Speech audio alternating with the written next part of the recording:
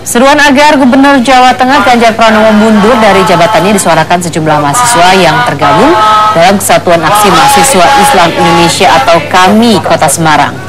Desakan ini menjadi agenda utama aksi karena Ganjar Pranowo disebut-sebut dalam pembacaan dakwaan sidang dugaan korupsi proyek Jumbo IKTP. Dalam dakwaan jaksa penuntut umum, Ganjar Pranowo yang saat itu menjabat sebagai Wakil Ketua Komisi 2 Dewan Perwakilan Rakyat sebut menerima uang senilai $520.000 Amerika Serikat terkait pembahasan proyek IKTP. Damar Sinoku melaporkan aksi ini berlangsung damai. Mahasiswa membubarkan diri usai melakukan aksinya.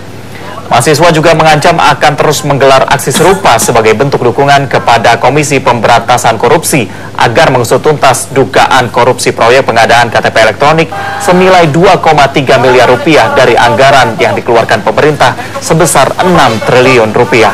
Beberapa tahun yang lalu karena kami yakin bahwa KPK telah melakukan penyelidikan dan ternyata merugikan kepercayaan kita.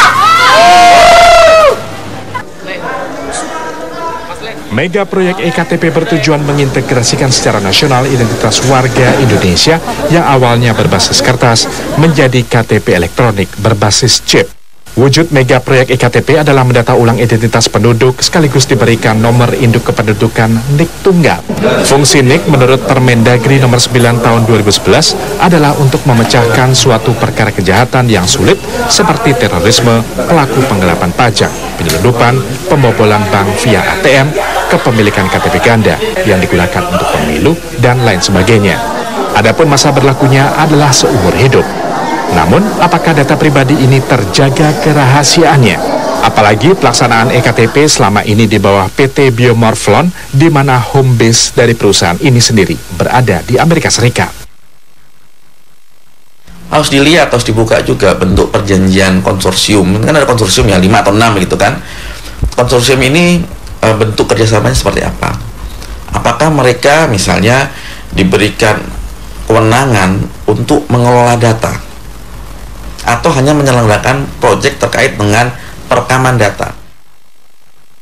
Jika dalam perjanjian kerjasama konsorsium ini dibentuk tidak dalam rangka untuk menyimpan data, namun ternyata untuk melakukan penyimpanan data, ini adalah sebuah tindakan pelanggaran. Sebenarnya rada konyol juga gitu. Kenapa? Sekali lagi kita punya peraturan pemerintah yang sudah secara tegas mengatakan bahwa jika penyelenggara sistem atau transaksi elektronik yang terkait dengan kepentingan negara, data pribadi masyarakat suatu negara dalam hal ini Indonesia atau password lah istilahnya dan segala macam, itu begitu selesai proyeknya harus diserahkan kepada pemerintah. Saat ini Indonesia belum memiliki undang-undang perlindungan data pribadi. Karenanya adalah mendesak untuk secepatnya dibuatkan undang-undang terkait perlindungan data pribadi. Putri Windasari, Faisal Kamaludin, Jakarta.